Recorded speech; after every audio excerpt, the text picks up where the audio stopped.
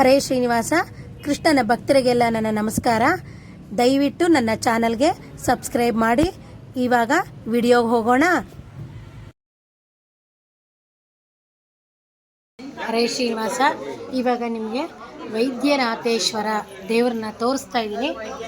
ಆರೋಗ್ಯಕ್ಕೆ ಇವರು ನಿಮಗೆ ಏನು ಕೇಳಿದ್ರು ಕೂಡ ಒಳ್ಳೆ ಆರೋಗ್ಯ ಕೊಡ್ತಾರೆ. ಮತ್ತು ಈಗೊಂದು ತೀರ್ಥ ತೋರಿಸ್ತೀನಿ, ಅದರಲ್ಲಿ 18 ಔಷಧಿ ಗುಣಗಳಿದೆ. ಅದನ್ನು ಕೂಡ ಭಕ್ತಿಯಿಂದ ನೋಡಿ ನಮಸ್ಕಾರ ಮಾಡಿ.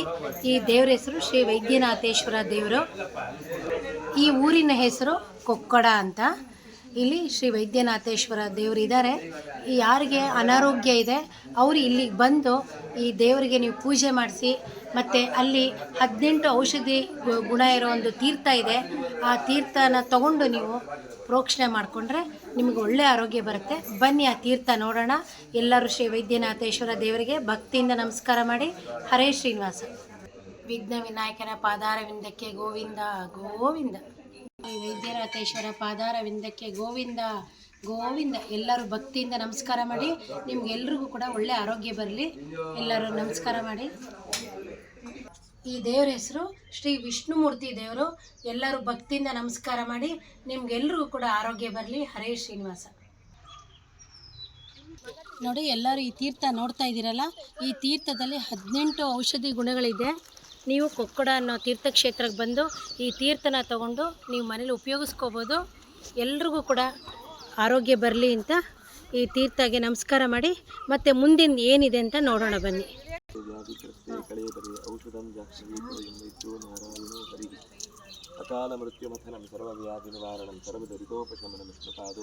ಎಲ್ಲರೂ ಆಚಾರ್ಗೆ ಅಂದ ತಕ್ಷಣ ಕ್ಲೋಸ್ ಆಗಿ ಕುಡಿಬೇಕಲ್ವಾ? ಹೌದಾ? ಈಶ್ವರ ಇಬ್ರು ಪೂಜೆ ಆಗ್ತದೆ. ವಿಷ್ಣು ನಾರಾಯಣ. ಇವಾಗ ನೀವು ನೋಡ್ತಾ ಇರೋದು ವೈದ್ಯನಾಥೇಶ್ವರ. ನೋಡಿ, ಅದ್ರ ಪಕ್ಕದಲ್ಲೇ ತೀರ್ಥ ನೋಡಿದ್ರಲ್ಲ, ಈಗ 18 ಔಷಧಿ ಗುಣಗಳಿರೋ ತೀರ್ಥ. ಎಲ್ಲರೂ ವೈದ್ಯನಾಥೇಶ್ವರಂಗೆ ಭಕ್ತಿಯಿಂದ ನಮಸ್ಕಾರ ಮಾಡಿ. ಯಾರ್ಯಾರಿಗೆ ಅನಾರೋಗ್ಯ ಇದೆಯೋ ಕೊಕ್ಕಡ ಅನ್ನೋ ತೀರ್ಥಕ್ಷೇತ್ರಕ್ಕೆ ಬಂದು ನಿಮ್ಗೆಲ್ರಿಗೂ ಕೂಡ ಆರೋಗ್ಯ ಬರಲಿ ಅಂತ ಕೇಳ್ಕೊಳ್ತಾ ವೈದ್ಯನಾಥೇಶ್ವರಿಗೆ ಭಕ್ತಿಯಿಂದ ನಮಸ್ಕಾರ ಮಾಡಿ. ಶ್ರೀ ವೈದ್ಯನಾಥೇಶ್ವರ ಪಾದಾರವಿಂದಕ್ಕೆ ಗೋವಿಂದ ಗೋವಿಂದ. ವೈದ್ಯನಾಥೇಶ್ವರನಿಗೆ ಜೈ. ಒಂದು ನಿಮಿಷ. ನಾವೀಗ ಆಚಾರ್ಯರ ಸಂದರ್ಶನ ಮಾಡಿದ ಈರಕ್ಕಿ ಮಠವನ್ನು ನೋಡಿಕೊಂಡು ಹೇಗೆ ಇಲ್ಲಿಗೆ ಬಂದ್ವೋ, ಅಂದರೆ ಆಚಾರ್ಯ ಬಂದ ಕ್ರಮದಲ್ಲಿ ನಾವು ಬಂದಿದ್ದೀವಿ. ಈರಕ್ಕಿ ಮಠ ಆದಮೇಲೆ ಆಚಾರ್ಯ ಈ ಕೊಕ್ಕಡ ಕ್ಷೇತ್ರಕ್ಕೆ ಬಂದಾಗ ಇಲ್ಲಿ ಎಡಪಾಡಿತ್ತಾಯ ಅಂತ ಒಬ್ಬರು ಶ್ರೋತ್ರಿಯ ಬ್ರಾಹ್ಮಣರು ನಿತ್ಯ ಧರ್ಮಾನುಷ್ಠಾನ ಮಾಡಿಕೊಂಡು ಇದ್ದಂಥವರು. ಅವರಿಗೆ ತುಂಬ ಧರ್ಮಶಾಸ್ತ್ರದ ಸಂಶಯಗಳು ಇತ್ತಂತೆ. ಅವರು ತಮ್ಮ ಸಂಶಯವನ್ನು ಆಚಾರ್ಯಲ್ಲಿ ಕೇಳಿಕೊಂಡಾಗ ಆಚಾರ್ಯ ತಕ್ಷಣವೇ ಎಲ್ಲ ಪುರಾಣಗಳಲ್ಲಿರುವಂತಹ ಶ್ಲೋಕಗಳನ್ನೆಲ್ಲ ಸಂಗ್ರಹ ಮಾಡಿ, ಒಂದು ಸಂಖ್ಯೆಯಲ್ಲಿ ಸ್ವಲ್ಪ ಹೆಚ್ಚು ಕಡಿಮೆ ಇದೆ ಒಂದೊಂದು ಪುಸ್ತಕದಲ್ಲಿ, ಒಟ್ಟು 200ಕ್ಕೂ ಹೆಚ್ಚು ಶ್ಲೋಕ ಇರುವಂತಹ ಒಂದು ಗ್ರಂಥ ಕೃಷ್ಣಾಮೃತ ಮಹಾರ್ಣವ ಅಂತ, ಅದನ್ನು ಈ ಕ್ಷೇತ್ರದಲ್ಲಿ ರಚನೆ ಮಾಡಿದರು ಅಂತ ಮಧ್ವವಿಜಯದ 16ನೇ ಸರ್ಗದಲ್ಲಿ ಉಲ್ಲೇಖ ಇದೆ. ಕ್ಷೇತ್ರಾಗ್ರ್ಯಂ ತ್ರಿಭುವನ ವೈದ್ಯನಾಥನಾಥಂ ಪ್ರಸ್ಥಾಯ ಪ್ರಚುರತರಾಂತರ ಪ್ರಭಾವಿ ಶ್ರೀಕೃಷ್ಣಾಮೃತ ಪರಮಾರ್ಣವಾಭಿಧಾನಾಂ ಚಕ್ರೇ ಸದ್ವಚನ ತತಿಂ ಸ್ವಭಕ್ತ ಭೂತ್ಯೈ. ಆಚಾರ್ಯೆಲ್ಲೋ 800 ವರ್ಷದ ಹಿಂದೆ ಹೇಗೆ ತಕ್ಷಣ ಅಷ್ಟು ಪುರಾಣಗಳ ಶ್ಲೋಕವನ್ನು ಸಂಗ್ರಹ ಮಾಡಿ ಹೇಳಿದರು. ನಾವಿವತ್ತೇನು ಗೂಗಲ್ ಅಂತ ನೋಡ್ತೀವಿ, ಅದೆಲ್ಲ ಆಚಾರ್ಯ ಮುಂದೆ ಏನೂ ಅಲ್ಲವೇ ಅಲ್ಲ. ಅದಕ್ಕೆಲ್ಲ ನೆಟ್ಟು ಬೇಕಿಲ್ಲ ಅಂತಂದರೆ ನೆಟ್ಟಿಗೆ ಏನು ಉತ್ತರ ತೋರಿಸೋದಿಲ್ಲ. ಆದರೆ ಆಚಾರ್ಯರು ಪ್ರಚುರತರಾಂತರ, ಅವರಿಗೆ ಎಂಥ ಬುದ್ಧಿ ಅಂತಂದರೆ ಅನಾಲೋಚನೆಪಿ ಸರ್ವ ವಿಷಯಕ ಜ್ಞಾನ ಅಂತ ಹೇಳ್ತಾರೆ. ಅದಾದಮೇಲೆ ಎಲ್ಲವನ್ನು ಆಲೋಚನೆ ಮಾಡಿದರೆ ಎಲ್ಲದರ ಒಂದು ಜ್ಞಾನವೂ ಇದೆ ಆಚಾರ್ಯರಿಗೆ. ಅಂತಹ ಜಗದ್ಗುರುಗಳಾದ ಮಧ್ವಾಚಾರ್ಯರು ಆ ಗ್ರಂಥವನ್ನು ರಚನೆ ಮಾಡಬೇಕಾದ್ರೆ ಮಂಗಳಾಚರಣೆ ಮಾಡಬೇಕು. ಯಾವುದನ್ನು ಮಂಗಳಾಚರಣೆಯಲ್ಲಿ ದೇವರನ್ನು ನಾವು ಸ್ತೋತ್ರ ಮಾಡಲೇಬೇಕು. ಯಾವ ರೂಪವನ್ನು ಸ್ತೋತ್ರ ಮಾಡಿದ್ದಾರೆ ಅಂದರೆ ಈರಕ್ಕಿ ಮಠದಲ್ಲಿ ಕೇಶವ ದೇವರನ್ನು ನಾವು ಈಗ ನೋಡಿದ್ವಿ. ಆ ಕೇಶವ ದೇವರನ್ನು ಕೊಟ್ಟು ಇಲ್ಲಿ ಬಂದಿದ್ದರಿಂದಾಗಿ ಆ ಕೇಶವ ರೂಪವೇ ಆಚಾರ್ಯ ತಲೆಯಲ್ಲಿತ್ತು. ಆ ರೂಪವನ್ನೇ ಸ್ಮರಣೆ ಮಾಡಿ ಅರ್ಚಿತ ಸಂಸ್ಮೃತೋಧ್ಯಾತಃ ಕೀರ್ತಿತಃ ಕಥಿತಃ ಶ್ರುತಃ ಯೋದದಾತ್ಯಮೃತತ್ವಂ ಹಿ ಸಮಾಂ ರಕ್ಷತು ಕೇಶವಃ.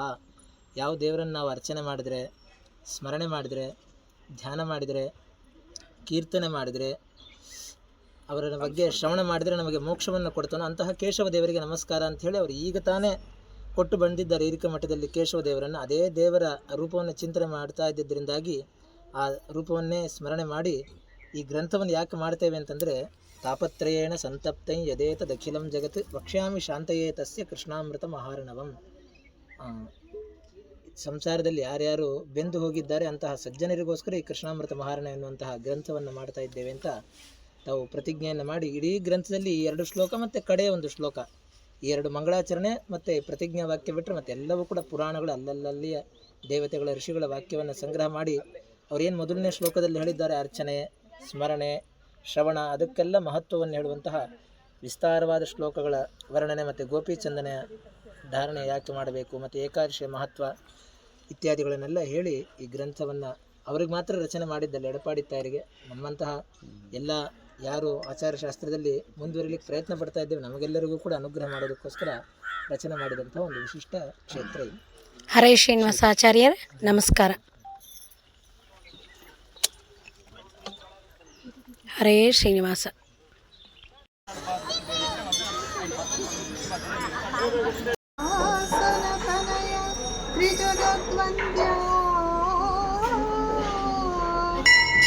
ಶ್ರೀ ವಿಘ್ನ ವಿನಾಯಕನ ಪಾದಾರವಿಂದಕ್ಕೆ ಗೋವಿಂದ ಗೋವಿಂದ. ವಿಘ್ನೇಶ್ವರನಿಗೆ ಎಲ್ಲರೂ ಭಕ್ತಿಯಿಂದ ನಮಸ್ಕಾರ ಮಾಡಿ, ನೀವು ಅಂದ್ಕೊಂಡಿದ್ದ ಕೆಲಸ ಈಡೇರಿಸ್ತಾನೆ, ಎಲ್ರಿಗೂ ಒಳ್ಳೆಯದಾಗಲಿ. ದೊಡ್ಡಮ್ಮನ ಮನೆಗೆ ಸರಿ ಅದೆಲ್ಲ ಹೋಗಿ ಇಂಡಿಯನ್ ಗೇಟ್ ನೋಡಿದೆ ಅಂತ ಹೇಳಿ, ಇಲ್ಲ ಬಾಂಬೆಲಿ ಬೇರೆ ಒಂದು ತುಂಬ ಪ್ರಸಿದ್ಧವಾದ ಜಾಗ ಕೇಳ್ತಾರೆ, ನೋಡಿದಂತೆ ಹೋಗಿನೂ ಏನೋ ವೆಚ್ಚ ಅಂತ ಹೇಳ್ತಾರೆ. ಹಾಗೆ ನಾವು ಈ ಭೂಮಿ ಅನ್ನುವಂತಹ ಊರಿನಲ್ಲಿ ಬಂದು ಹುಟ್ಟಿದ್ದೇವೆ ದೇವರ ಅನುಗ್ರಹದಿಂದ. ಇಲ್ಲಿ ಬಂದಾಗ ನೋಡೋದು ಅಂದರೆ ನೋಡೋದು ಮಾತ್ರ ಅಲ್ಲ, ಕೇಳೋದು, ಸ್ಮರಣೆ ಮಾಡೋದೆಲ್ಲ ಯಾರ ಬಗ್ಗೆ ಮಾಡದೇ ಇದ್ರೆ ವೇಸ್ಟ್ ಆಗುತ್ತೆ ಅಂತಂದರೆ, ವಿಜೇಂದ್ರ ಸ್ವಾಮಿಗಳು 104 ಗ್ರಂಥ ಬರೆದವರು. ಅವರು ನ್ಯಾಯಾಧ್ಯ ದೀಪಿಕಾ ಅಂತ ಒಂದು ಗ್ರಂಥ ಬರೆದಿದ್ದಾರೆ, ಮೀಮಾಂಸಾ ಗ್ರಂಥಕ್ಕೆ ಉಪಕಾರ ಆಗುವಂಥ ಒಂದು ಗ್ರಂಥ ಅದು. ಆ ಮೀಮಾಂಸಾ ಶಾಸ್ತ್ರ ಅಧ್ಯಯನ ಮಾಡಲಿಕ್ಕೆ ಅದರಲ್ಲಿ ಮೊದಲು ಅವರು ಹೇಳುವ ಮಾತು, ಉರ್ವ್ಯಾಂ ಸತ್ಕರ್ಣತಾಂ ಯಾಂತಿ ಯದ್ಗುಣ ಕರ್ಣನೇ ರತಾಹ ಅರ್ಣವಂ ಗುಣರತ್ನಾನಾಂ ಪೂರ್ಣಬೋಧಂ ತಮಾಶ್ರಯೇ. ಮನುಷ್ಯನಿಗೆ ಬಂದಿದೆ, ದೇವರು ಕಿವಿ ಕೊಟ್ಟಿದ್ದಾರೆ, ಶರೀರ ಬಂದಾಗ ಕೆಲವರು ಕಿವಿ ಇರುತ್ತೆ ಕೇಳಿಸೋದಿಲ್ಲ, ಆದರೆ ದೇವರು ಕೊಟ್ಟ ಹಾಗೆ ಎಲ್ಲರಿಗೂ ಇದ್ದಾಗ ಕಿವಿ ಇದೆ ಇವರಿಗೆ. ಇವ್ರ ಕಿವಿ ನಿಜವಾದ ಕಿವಿ ಯಾವಾಗ ಆಯಿತು ಅಂತಂದರೆ, ಉರ್ವ್ಯಾಂ ಸತ್ಕರ್ಣತಾಂ ಯಾಂತಿ ಯದ್ಗುಣ ಕರ್ಣನೇ ರತಾಹ. ಶಿವರಾಚಾರ್ಯರ ಕಥೆ, ಅವರ ಒಂದು ಮಹಿಮೆಗಳಲ್ಲಿ ಕೇಳ್ತಾ ಇದ್ರೆ ನಿಜವಾದ ಅವರ ಕಿವಿ ಅಂತ, ಇಲ್ಲ ಅಂತಂದರೆ ಅದು ಕತ್ತಲೆ ಗವಿ ಅಂತ, ಅದು ಕಿವಿ ಆಗಲಿಕ್ಕೆ ಸಾಧ್ಯ ಇಲ್ಲ. ಯಾಕೆ ಆಚಾರ್ಯ ಬಗ್ಗೆ ಯಾಕೆ ಕೇಳಬೇಕು ಅಂತಂದರೆ, ಅರ್ಣವಂ ಗುಣರತ್ನ ಇರುತ್ತೆ. ಆಚಾರ್ಯರ ಸಮುದ್ರದಲ್ಲಿ ಏನಿದೆ ಅಂತಂದರೆ, ಈ ನಮ್ಮ ಮಾಮೂಲಿ ರತ್ನ ಗುಣರತ್ನ, ಗುಣಗಳಲ್ಲಿ ಎನ್ನುವಂತಹ ರತ್ನದಿಂದಾಗಿ ತುಂಬಿ ಹೋಗಿದ್ದಾರೆ ಆಚಾರ್ಯರು. ನಾರಾಯಣ ಪಂಡಿತಾಚಾರ್ಯರು ಕೂಡ ಮಧ್ವಯುಗದ ಪ್ರಾರಂಭದಲ್ಲಿ ಅದನ್ನೇ ಹೇಳೋದು, ಯೇ ಗುಣಾನಾಮ ಜಗತ್ ಪ್ರಸಿದ್ಧಾ ಎಂತೇಷು ತೇಷು ಸ್ಮ ನಿದರ್ಶಯಂತಿ. ಒಳ್ಳೆಯ ಗುಣ ಯಾವ್ಯಾವುದು ಅಂತಿದ್ರೆ ಯಾರನ್ನ ತೋರಿಸ್ಬೇಕು? ಒಳ್ಳೆ ಊಟ ಮಾಡೋನು ಯಾರು ಒಳ್ಳೆ ಓದೋನು ಬೇರೆ, ಒಳ್ಳೆ ಊಟ ಮಾಡೋದಕ್ಕೆ ನಾವು, ಒಳ್ಳೆ ಓದ್ತಾನೆ ಅಂದರೆ ನಮ್ಮ ಫ್ರೆಂಡ್ ಅಂತ ನಾವು ಹೇಳ್ತೇವೆ. ಆದರೆ ಭೀಮಸೇನ್ ದೇವರು ಮಧ್ವಾಚಾರ್ಯ ಅವತಾರ ಮಾಡಿದಾಗ ಒಳ್ಳೆ ಊಟ ಮಾಡೋನು ಯಾರು? ಮಧ್ವಾಚಾರ್ಯ. ಚೆನ್ನಾಗಿ ಓದೋದು ಯಾರು? ಮಧ್ವಾಚಾರ್ಯ. ಚೆನ್ನಾಗಿ ತುಂಟುತನ ಮಾಡೋದು ಯಾರು? ಮಧ್ವಾಚಾರ್ಯ. ಏನೇನು ಗುಣಗಳು ಅಂತಿದೆ ಒಳ್ಳೆಯದು, ಅದೆಲ್ಲವೂ ಕೂಡ ಇರುವುದು ಶ್ರೀಮದಾಚಾರ್ಯರಲ್ಲಿ. ಅಂತಹ ಶ್ರೀಮದಾಚಾರ್ಯರು ಓಡಾಡಿದ ಜಾಗಗಳಿಗೆ ನಾವು ಬರುವುದು, ಅಲ್ಲಿ ಆ ಜಾಗದಲ್ಲಿ ನಮ್ಮ ಪಾದವನ್ನು ನಾವು ಇಡುವುದು ಅಂತ ಅನ್ನೋದೇ ಅದೊಂದು ಎಷ್ಟೋ ಜನ್ಮಗಳ ಪುಣ್ಯ. ಆದ್ದರಿಂದ ಅಂತಹ ಆಚಾರ್ಯರ ಒಂದೊಂದು ಅವ್ರು ಮಾಡಿದ ಕೃತಿ ಅಂತಂದರೆ, ಅವ್ರು ಬರೆದ ಏನೋ ದ್ವಾದಶ ಸ್ತೋತ್ರ, ತತ್ವನಿರ್ಣಯ ಇಂಥ ಗ್ರಂಥಗಳಲ್ಲಿ ಅವ್ರು ಮಾಡಿದ ಕೆಲಸಗಳು. ಆಚಾರ್ಯರು ಬಂದು ನಿಡಿಯೂರಿಂದಾಗಿ ಕೊಡವೂರಿಗೆ ಬಂದರು, ಕೊಡವೂರಿಂದ ಬನ್ನಂಜೆಗೆ ಬಂದರು, ಅಥವಾ ಉಜಿರೆಗೆ ಬಂದಿದ್ದಾರೆ. ಈಗ ನಾವು ಹೋಗಿದ್ದಂತಹ ಕೊಪ್ಪಳಕ್ಕೆ ಬಂದಿದ್ದರು, ಅಲ್ಲಿ ಕೃಷ್ಣಾಮೃತ ಮಹಾರ್ಣವ ಮಾಡಿದ್ರು. ಇಷ್ಟು ಸ್ಮರಣೆ ಮಾಡಿದ್ರು ಸಾಕಂತೆ. ಗಮನಾಸನ ಸಂಕಥಾದಿ ಲೀಲಾಹ ಸ್ಮೃತಿ ಮಾತ್ರೇಣ ಭವಾಪವರ್ಗದಾತ್ರೀ. ಆಚಾರ್ಯರು ನಡೆದ್ರು, ಆಚಾರ್ಯ ಕೂತರು, ಆಚಾರ ಪ್ರವಚನ ಮಾಡಿದ್ರು. ಇಷ್ಟು ನಾವು ಅನುಸಂಧಾನ ಮಾಡಿದ್ರೂ ಕೂಡ ಭವಾಪವರ್ಗದಾತ್ರೀ, ನಮ್ಮ ಸಂಸಾರವನ್ನೇ ಕಳೆದು ಬಿಡುತ್ತಂತೆ. ಅಷ್ಟು ಶಕ್ತಿ ಆಚಾರ್ಯರು ಒಂದೊಂದು ಕ್ರಿಯೆಗಳಿಗೆ ಇದೆ ಅಂತ ಅವರನ್ನು ಅನುಭವಿಸಿದಂತಹ ನಾರಾಯಣ ಪಂಡಿತಾಚಾರ್ಯ ಹೇಳ್ತಾ ಇದ್ದಾರೆ. ಉಡುಪಿಯಿಂದ ಸುಬ್ರಹ್ಮಣ್ಯಕ್ಕೆ ಪಾದಯಾತ್ರೆ ಹೋಗ್ತಾ ಇದ್ವಿ. ಪ್ರತಿ ಸಲವೂ ಇಲ್ಲಿ ಬಂದು ದೇವರ ಈ ಜಾಗಕ್ಕೆ ಬಂದು ಹೋಗ್ತಾ ಇದ್ರು. ಹಾಗಿರುವಾಗ ಇಲ್ಲಿ ನೀರಿನ ವ್ಯವಸ್ಥೆ ಇರಲಿಲ್ಲ. ಗ್ರೀಷ್ಮ ಋತುವಿನಲ್ಲಿ ಮಧ್ವಯುಗದಲ್ಲಿ 16ನೇ ಸರ್ಗದಲ್ಲಿ ಬರ್ತದೆ, ಆಯಾಸ್ಯನ ಕೆರೆದಂತರ ದೇಶ ಗ್ರೀಷ್ಮ ಸರ್ಗದಲ್ಲಿ ಬರ್ತದೆ. ಇಲ್ಲಿ ನೀರಿನ ವ್ಯವಸ್ಥೆ ಇರಲಿಲ್ಲ. ಇಲ್ಲಿಯ ರಾಜ ನೇರಂಗಿ ಅರಸಾದ ಜೈನ ಅರಸರು ನೀರಿನ ವ್ಯವಸ್ಥೆ ಇಲ್ಲ, ಆದ್ದರಿಂದ ಈ ಸಲ ಬರಬೇಡಿ ಅಂತ ಹೇಳಿದ್ರಂತೆ. ಅದಕ್ಕೆ ನಾನು ಬರದೆ ನೀರನ್ನು ಸ್ನಾನ ಮಾಡಿಕೊಳ್ತೇನೆ ಅಂತ ಅವರೇ ಹೇಳಿ ಇಲ್ಲಿ ದಂಡವನ್ನು ಹಿಡಿದು ಜಪ ಮಾಡಿದರು. ಹಾಗಾಗಿ ಇಲ್ಲಿ ನೀರು ಉದ್ಭವವಾಗಿದೆ. ಇಲ್ಲಿ ಕೆರೆ ತುಂಬುವಷ್ಟು ಅಲ್ಲದೆ ಇಡೀ ಊರಿಗೆ ನೀರು ಬರಗಾಲ ಎಲ್ಲ ಹೋಗಿದೆ. ಆದ್ದರಿಂದ ಆ ರಾಜ ಇವರಿಗೆ ವಿಶೇಷ ಸನ್ಮಾನ ಮಾಡಿ ಏನಾಗಬೇಕು ಅಂತ ಹೇಳಿ ಇಲ್ಲಿ ಮಧ್ವಾಚಾರ್ಯ ಲಕ್ಷ್ಮೀಕೇಶವ ದೇವರನ್ನು ಕೊಟ್ಟಿದ್ದಾರೆ. ಅದೇ ರೀತಿ ಚಕ್ರ ಶಂಖ ಮುದ್ರೆಯನ್ನು ಕೊಟ್ಟು ನಮಗೆ ಮುದ್ರಾಧಿಕಾರವನ್ನು, ಗೃಹಸ್ಥರಲ್ಲಿ ಮುದ್ರಾಧಿಕಾರ ಇರುವಂಥದ್ದು ಎಚ್ಚಿ ಮಠ ಮಾತ್ರ, ಇಲ್ಲಿಯೂ ಇಲ್ಲ. ಇಲ್ಲಿ ಮುದ್ರಾಧರಣ ಆವತ್ತಿಂದ ಇವತ್ತಿನವರೆಗೂ ನಡೀತಾ ಉಂಟು. ಮತ್ತೆ ವಾದಿರಾಜರು ಹಾಗೆ ವಾದಿರಾಜರು ಬಂದು ಇಲ್ಲಿ ನೇರಂಕಿನಲ್ಲಿ ಪಕ್ಕದ ಗ್ರಾಮ, ಅಲ್ಲಿಂದ ಮುಖ್ಯ ಪ್ರಾಣ ಗರುಡ ಸಮೇತ ದೇವರನ್ನು ವೇಣುಗೋಪಾಲ ದೇವರನ್ನು ಇಲ್ಲಿ ಪ್ರತಿಷ್ಠಾಪನೆ ಮಾಡಿದ್ದಾರೆ. ಆದ್ರಿಂದ ಇಲ್ಲಿಗೆ ಈರಕಿ ಮಠ ಅಂತ ಹೇಳಿ ಇಲ್ಲಿ ಅದು ಈರ ಅಂದ್ರೆ ಪ್ರಾಣನಿಗೆ ನೀರನ್ನ ಕೊಟ್ಟಂತಹ ಕ್ಷೇತ್ರ. ಅಲ್ಲಿ ಈರಕಿ ಇದಾಗಿದೆ. ಅದಕ್ಕೆ ಬೇರೆ ಹೆಸರಿತ್ತು, ಅದು ಈರಕಿ ನೇರಂಕಿ ಅಂಚ ಅವಳು ಈರ ಇದ್ದಿ ಅಲ್ಪ ತೀಡೆ ಬರ್ತದೆ. ಆಮೇಲೆ ಅಲ್ಲಿ ಅಷ್ಟಮಂಗ ಪ್ರಶ್ನೆ ಪೇಜಾವರ ಸ್ವಾಮೀಜಿಯವರ ಮೂಲ ಸ್ಥಾನದಲ್ಲಿ ಅಲ್ಲಿ ಕೂಡ ಮುಖ್ಯ ಪ್ರಾಣ ಸ್ಥಾಪನೆ ಮಾಡಬೇಕು ಅಂತೇಳಿ ಪ್ರತಿಷ್ಠಾಪನೆ ಮಾಡಿದ್ದಾರೆ. ಮುಖ್ಯ ಪ್ರಾಣ ಗರುಡ ಎಲ್ಲ ಮಾಡಿದ್ದಾರೆ. ಎರಡು ಬಂದಿದೆ ಉಲ್ಪ ಮಾಂ ಕೊಡಿ ಗಣಪತಿ ಕೊಟ್ಟ ತೀರಿಗೆ ನಾನು